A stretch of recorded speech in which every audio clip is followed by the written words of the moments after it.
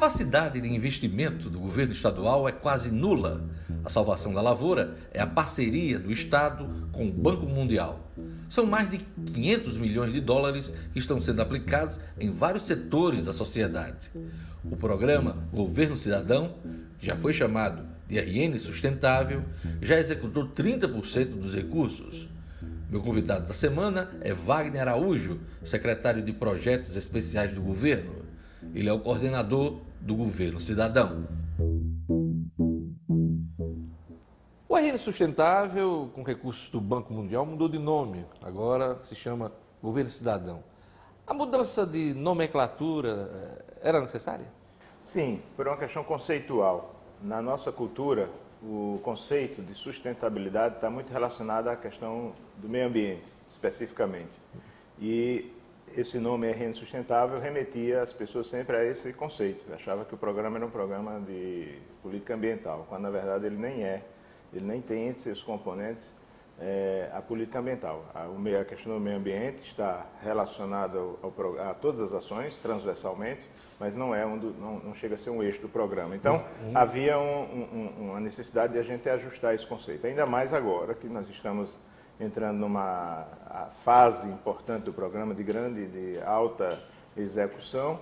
E como é um programa que faz inclusão cidadã, inclusão produtiva, atua multissetorialmente, educação, saúde, segurança pública, desenvolvimento econômico, apoio a atividades produtivas no campo, por exemplo, entendeu-se que seria melhor adotar uma nomenclatura, ou seja, um nome do programa que remetesse a um conceito mais adequado à sua essência. Então não se trata de um carimbo novo da atual gestão, né? Não, na verdade é um ajuste do nome ao conceito para facilitar a comunicação, né, na cabeça das pessoas e o que é que esse programa de fato representa. Pois é, como o senhor já adiantou, o programa, o Governo Cidadão, é amplo. Quais áreas ele realmente abrange?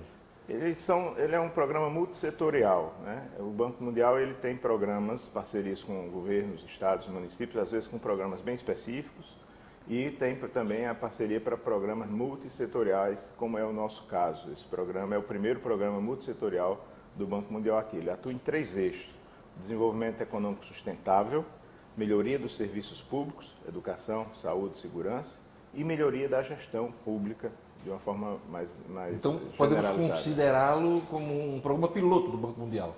Sim, é uma espécie de um piloto, né? Mas assim, eu acho que o que melhor define o programa é o aspecto de multissetorialidade, né? O fato dele atuar em prol do desenvolvimento. É um programa integrado, né, com ações integradas para o desenvolvimento do Estado do Rio Grande do Norte nas suas diversas áreas: desenvolvimento econômico, melhoria do serviço público e melhoria da gestão.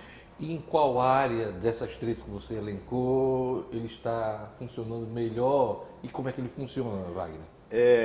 Veja só, Diágio, o programa ele atua mais até aqui na chamada melhoria de gestão, nos preparativos para a melhoria da gestão, que não é uma coisa que tem um efeito imediato. A parte de desenvolvimento econômico também, porque nós temos apoiado entidades, associações produtivas e cooperativas em toda a região do Estado, com diversas ações de apoio à produção, de melhoria da infraestrutura das comunidades rurais, de acesso à água. E agora estamos iniciando essa fase de maior execução, de maior desembolso, que é com a execução das grandes obras. Estradas, cerca de mais de 200 milhões de investimentos em estradas, a construção de um grande hospital em Mossoró, com um investimento de mais de 100 milhões de reais, a reabilitação de equipamentos culturais importantes, histórico-culturais aqui do nosso estado, nosso patrimônio histórico-cultural de Natal, que há muitos anos está abandonado, inclusive a própria Fortaleza dos Reis Magos, que também está sendo alvo desse projeto, contemplado por esse programa, né? E o Teatro Alberto Maranhão, enfim.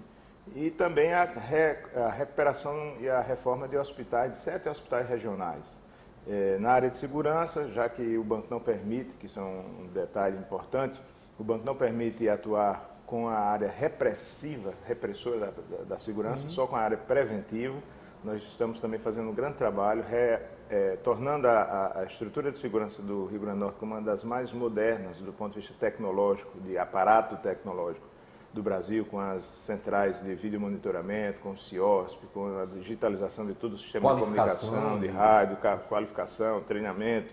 Vamos instalar agora 140 câmeras de vídeo monitoramento em toda a região metropolitana de Natal. Hoje tem 60, vamos passar a 200 câmeras de alta tecnologia que detectarão as placas de todo e qualquer veículo que passe nesses pontos distribuídos estrategicamente com até velocidade de 150 km e fazendo um cruzamento em tempo real dessas placas com a base de dados de ocorrência ou de qualquer irregularidade que aqueles carros tenham. E isso vai permitir não só uma redução das ocorrências, do índice de violência, mas também um circuito de segurança, né? Um perímetro de segurança maior. Então, ações como essa que nós estamos nesse momento iniciando. Essas ações elas ficaram para essa segunda metade do tempo do programa porque são ações que requereram uma preparação, elaboração de projetos, elaboração dos termos de referência, então isso, os licenciamentos, licença ambiental, às vezes no caso de estradas e de outras obras, as desapropriações das áreas, dos terrenos, a titularidade das áreas. Preparo, né? Então esse preparo ele leva um tempo e por isso que essas ações terminaram por ficar para essa segunda etapa, segunda metade agora da execução. Eu soube que o Banco Mundial é extremamente rigoroso na aplicação dos recursos, Wagner. O banco ele tem rigores, né, para além dos rigores que já existem na lei e na norma brasileira, porque ele trabalha com as chamadas salvaguardas, salvaguarda ambiental, salvaguarda social, a exigência de que os projetos de engenharia, por exemplo, para todas as obras tenham que ser projetos executivos, não projetos básicos, como na lei brasileira é permitido você contratar, listar uma obra com projeto básico, no caso do Banco Mundial só com projeto executivo, que é um projeto bem mais complexo, mais demorado, e tem projetos complementares também, estudos de impactos econômicos, ambientais. Por exemplo, para se fazer uma estrada com recurso do banco, é necessário que essa estrada não passe, não interfira na vida local de determinadas comunidades rurais, porque se assim o fizer, o banco não aceita financiar aquela estrada porque vai remover pessoas do seu habitat natural, por exemplo. A não ser que haja ali um grande entendimento com essas pessoas, que elas espontaneamente concordem em sair, ser removidas, etc. Mas entre uma política social muito grande. Não poderia passar uma estrada no meio de uma comunidade quilombola, não? Por exemplo, né? Isso teria para o banco isso é muito impactante e o banco então trata esse tipo de assunto, de questão, de forma muito rigorosa. E por isso leva muito tempo, às vezes um ano, para você concluir os preparativos para a execução de uma obra de uma estrada. Então é isso que a gente, claro, são questões importantes, relevantes, a gente entende a política do banco, mas nós trabalhamos com fragilidades ou com dificuldades, às vezes até com a cultura aqui no Brasil, que não dá a essas questões a importância devida. E aí nós ficamos com esse conflito de visões do banco e de exigência com a nossa cultura local. Mas o governo rural tem uma equipe toda voltada para esse projeto. Né? O governador Robson tem dado uma atenção máxima, ele desde que assumiu o governo, ele esteve no banco já mais de uma vez, inclusive propondo e conseguindo naturalmente a reestruturação do projeto, porque ele estava um projeto muito pulverizado, com ações às vezes que não tinham assim, uma efetividade maior, e ele tratou de puxar procurou foco. Dar foco nas nossas prioridades, né? Na saúde, na educação, na geração de emprego. Incluiu, por exemplo, as ações das Centrais do Cidadão, que é um projeto que o banco vai financiar cerca de 22 novas centrais construídas ou adaptadas, novas Centrais do Cidadão em todo o Rio Grande do Norte. Foi uma ação que o governador Robson conseguiu incluir, entre outras. Isso está virando uma realidade já, né? A questão das Centrais do Cidadão. Né? Já, nós estamos com algumas já em obras, e outras que estão para ser iniciadas já em processo de licitação. Qual o investimento total do projeto? São 2 fases, se eu não me engano, né? O programa todo ele é da ordem de 560 milhões. Quando a Assembleia Legislativa... De dólares. Quando a Assembleia Legislativa aprovou a autorização, ele autorizou o Estado a contrair a operação de crédito da ordem de 560 milhões de dólares. Quando nós fomos negociar com o banco resolveu dividir isso em 2 etapas. Uma primeira de 360, que é essa que está em execução, e uma outra de 180, uma etapa complementar, a ser negociada a partir do momento em que nós atingirmos aí cerca de metade da execução dessa primeira, que aí virá como consequência, como sequência. melhoria da gestão?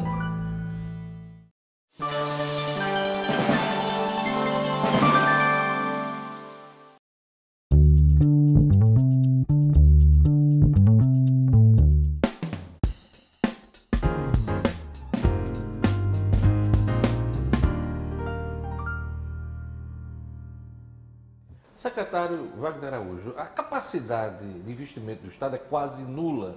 Isso já me foi até confirmada por integrantes da área do atual governo, na área econômica. É a salvação da lavoura, o projeto Governo Cidadão? Eu acho que se enquadra exatamente nessa percepção. Nós temos, infelizmente, hoje uma situação de queda de receita de arrecadação que atinge fortemente o Estado do Rio Grande do Norte, inclusive para despesas básicas, com pagamento dos servidores.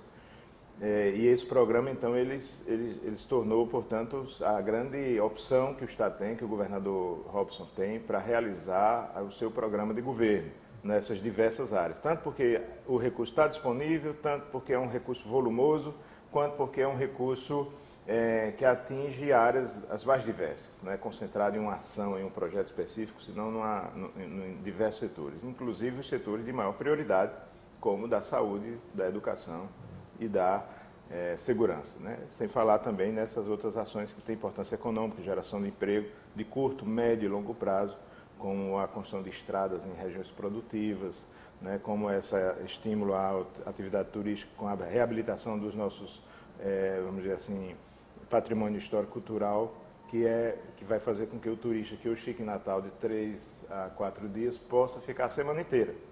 E dobrando a receita e a atividade econômica decorrente dessa atividade aqui no nosso estado. Também trabalhando a interiorização, a diversificação do produto turístico do Rio Grande do Norte com a interiorização, porque o Rio Grande do Norte não é só praia, sol e mar, é o nosso principal atrativo, é a coisa que encanta a todos, mas nós temos outros atrativos, que inclusive saindo de Natal indo para o interior, o turismo de serras, o turismo gastronômico, o turismo religioso lá em Santa Cruz. Santa Cruz, agora com os mártires aqui, que vamos ter a canonização aqui em São Gonçalo, né? E também lá em Cunhaú, em outubro. Então, o programa está exatamente focando nessa atividade, em atividades como essa, por exemplo, que vão causar um impacto de muito longo prazo, positivo, favorável, né, no potencial econômico que o Estado tem. As ações do Governo Cidadão só dependem da equipe do governo?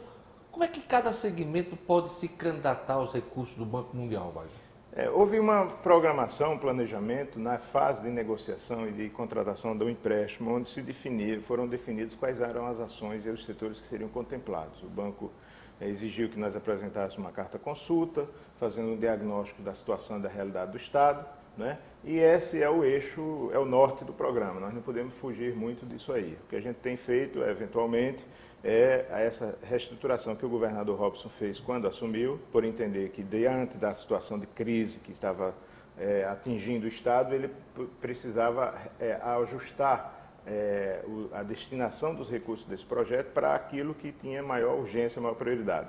E ele conseguiu fazer isso em boa medida, né?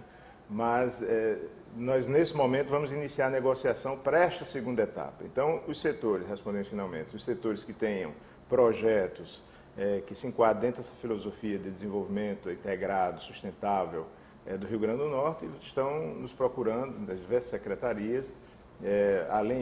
Temos conversado também com os setores fora do governo, a Federação das Indústrias, do Comércio, da Agricultura, dos agricultores, dos trabalhadores da agricultura familiar. Então, esses segmentos que têm nos ajudado a compor aí uma agenda importante. Esse mosaico de ações. De ações que considera. E aí, claro, passa pelo crivo do banco, porque o banco tem por objetivo promover o desenvolvimento integrado, sustentável, e isso, inclusive, faz com que esse programa ele tenha ações duráveis, né? Não faltam projetos?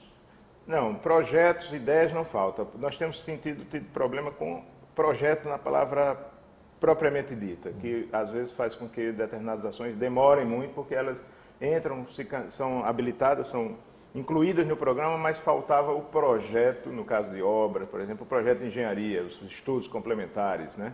Isso tem sido o problema. Nós estamos, inclusive, o governador Robson tem orientado que nós façamos um esforço para nos antecipar para esta segunda etapa, com um esforço de elaboração de projetos, talvez boa parte deles com recursos dessa etapa inicial, para que quando a gente chegar na segunda etapa, a gente não sofra demora, retardo, atraso, pela falta de dos projetos de engenharia, os projetos necessários para a execução dos programas. O governo tem um prazo para definir essa nova fase, essa nova etapa? O marco é o atingimento de 40% do desembolso do primeiro. E a gente está para atingir isso nesses próximos meses. Então, nós já estamos nos movimentando para compor essa nova carteira de projetos para a próxima etapa. Ainda nesse ano de 2017, Sim, né? ainda nesse ano, até o início do próximo. Nós estaremos fechando essa negociação para essa nova etapa, que deve ser iniciada, que é uma etapa que vai para 2019. O senhor já começou a falar um pouco sobre o futuro do governo cidadão, mas esse projeto vai além da atual gestão, né? O Banco Mundial tem uma parceria com o Rio Grande do Norte já de 20 anos, né?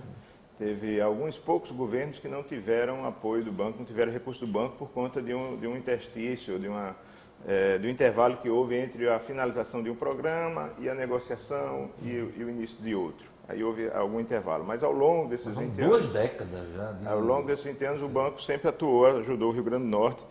Até o último programa, antes desse, eram ações focadas no combate à pobreza rural.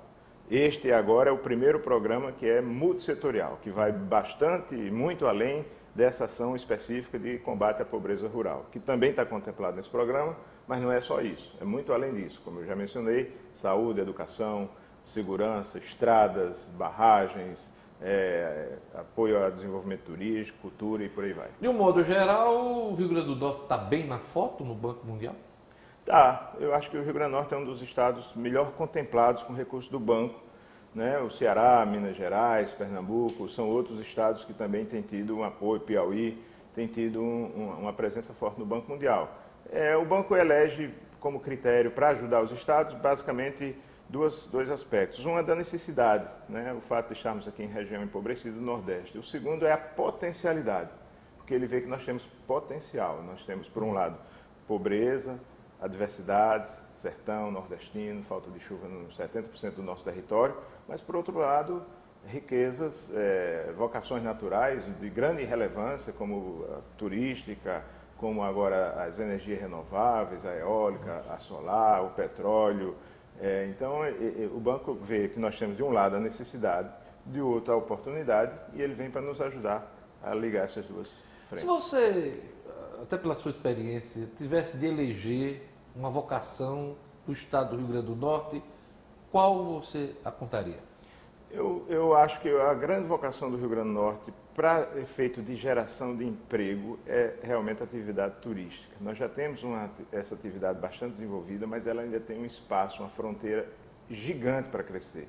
Eu conheço países que se resolveram pela atividade turística, como, por exemplo, a Espanha, que pese ser um país europeu, do continente europeu, mas a Espanha estava numa crise grande e foi o turismo que tirou a Espanha da crise ali, na época dos governos, não me lembro agora, enfim, o presidente, mas naquele momento que fizeram um investimento forte e a Espanha se resolveu. Cuba hoje sobrevive depois da... Acredito que tenha sido o Zapatero, né? Não, acho que foi um pouco antes. Pouco antes, né? Felipe González. No governo de Felipe González, que eles fizeram um investimento forte, estava numa crise grande, focaram nisso e foi nesse momento que a Espanha se sobressaiu. Hoje ela tem outras atividades, enfim. E os demais governantes. Então, eu acho que nós temos energia eólica, nós temos a própria vocação logística, nós temos o peixe, nós temos as energias, não só a eólica, a solar que está chegando, o petróleo, nós temos o sal, temos as frutas, temos todas essas atividades que poderão e deverão, naturalmente, nos fazer a grande diferença. Mas eu acho que a que mais capilariza emprego de forma mais rápida é a atividade turística, que tem muito, muito a crescer. Secretário Wagner Araújo, o senhor já ocupou vários cargos e funções na gestão estadual. Como é que o senhor avalia a insolvência que a gente verifica hoje na maioria dos estados brasileiros? E, em particular, eu gostaria que o senhor analisasse o Rio Grande do Norte. Nós temos um conjunto de fatores que vão desde problemas de gestão ao longo do tempo, que essa coisa de você ter governantes que são substituídos a cada 4 anos, gera uma sensação de descompromisso de cada gestor com o futuro. E aí o que sai é aquela história, quem vier por último que fecha a porta, né? E isso faz com que determinadas medidas necessárias, de longo prazo, que precisam ser tomadas, dificilmente são tomadas por determinados governantes, porque eles sabem que são medidas duras, que vão eventualmente gerar desgaste político, e eles geralmente terminam por não tomar essas medidas, o que vem depois também não faz, e isso vai acumulando um residual de problemas que só vai ser resolvido num dia quando estoura. E quando estoura, aí todo mundo vai se mobilizar para tentar resolver. Então, você acredita que a personalização de governos atrapalhou um pouco? É um processo cíclico. Se você olhar, até mesmo a história aqui recente do Rio Grande do Norte, nós tivemos esse ciclo. As coisas vão piorando, aí chega um momento que aí tem que tomar medidas drásticas, etc., e melhora um pouco. Aí depois vai piorando aos poucos. Se você olhar, relaxamento. Isso vem ocorrendo ao longo de vários governos pelo formato, pelo sistema, como a coisa funciona, né? Houve no Constituinte o interesse em resolver isso pela via dos sistemas de planejamento orçamentário, os PPAs, que são quadrienais, que faz com que uma ação de um governo não possa ser outra. Tem a questão da lei de responsabilidade fiscal, mas nada disso ainda foi suficiente, foi capaz de resolver este problema, né? Isso é um dos fatores. O outro é que, conjunturalmente, nós tivemos essa crise, né, repentina que ocorreu no Brasil por conta de uma série de fatores políticos, éticos, legais e também fatores externos da economia global, que fizeram com que houvesse uma recessão brutal, uma queda de receita brutal. E quando essa recessão, essa queda de receita começou a ocorrer, quando ela apareceu no horizonte, medidas que precisariam ser tomadas naquele momento para se preparar para essa crise toda, para essa queda, elas não foram tomadas. Algumas por deliberação, por escolha do governante do momento, da época, no caso do governo passado, ou porque talvez havia uma dificuldade, uma sensação de que essa crise não ia acontecer da forma como aconteceu. E o caso do Rio Grande do Norte em específico? Qual é a avaliação? Se enquadra exatamente nisso. Por exemplo, hoje o que se mostra, que se tem aqui os poderes, o peso dos poderes no orçamento do Estado tem sido um problema para o Estado, né? Tanto que os poderes hoje acumulam reservas e o Estado não consegue pagar a folha. É uma situação inusitada. O Executivo sempre tem apontado este desequilíbrio, né? Isso. E o que é que isso aponta? É que você tem uma participação, ou seja, uma transferência de recursos para os poderes, né, todos eles, num determinado nível. Aí, de repente, a receita caiu. O dinheiro que era X deixou a ser menos X. Na hora que caiu, teria que esses poderes serem chamados e dito, esse dinheiro não é mais possível, esse valor. A gente vai ter que adaptar à nova situação. E eles até são chamados, né? E isso terminou não acontecendo, continuaram na mesma linha, e aí ficou esse gap, esse buraco, que infelizmente está aí como desafio para o atual governo, para o atual Estado do Rio Grande do Norte, a sociedade como um todo. O senhor está otimista em relação à economia do Rio Grande do Norte, mesmo diante das dificuldades? Eu sou, por natureza, otimista, mas eu penso que nós temos alguns fundamentos, né? Claro que nós temos uma dependência grande do que vai acontecer com o país. Nós não somos uma ilha, infelizmente, ou felizmente em certas situações. Se o país volta a crescer, o Rio Grande do Norte vai junto, né? Mas nós temos visto aqui, por exemplo, o próprio governador Robson fazendo um esforço muito grande para não ficar na dependência só dessa conjuntura global nacional.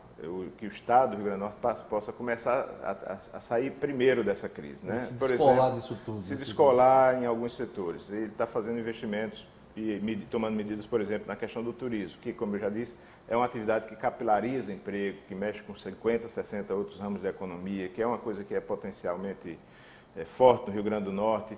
É uma coisa que, inclusive, nas crises, termina sendo favorecido, porque, por exemplo, uma das coisas que as pessoas deixam de fazer quando falta dinheiro é deixar de viajar. Para quem viaja para fora, deixar de viajar para fora e viajar aqui dentro do Brasil, quando há, por exemplo, diferença do câmbio no dólar. E isso nos favorece aqui na região Nordeste, né? E aqui em Natal. Então, eu acho que essa medida de redução do ICMS do combustível do avião, essa promoção, divulgação, um esforço que ele está fazendo nesse sentido, fez com que nós tivéssemos um crescimento de serviço. Março passado agora, o Rio Grande do Norte foi o estado que mais cresceu em termos de serviço do Brasil, todos os outros estados, que foi justamente por conta dessa ação, dessa atividade turística. Então, eu tenho esses fundamentos que nos dão a expectativa de que a gente vai, sim, melhorar a situação, não na velocidade que seria ideal, mas aos poucos a gente vai conseguindo sair dessa situação que nos abate. O Pacto Federativo é como reforma política, né? Todo mundo acha necessária, mas ela não sai do canto. Quando é que a gente enfrenta essa questão?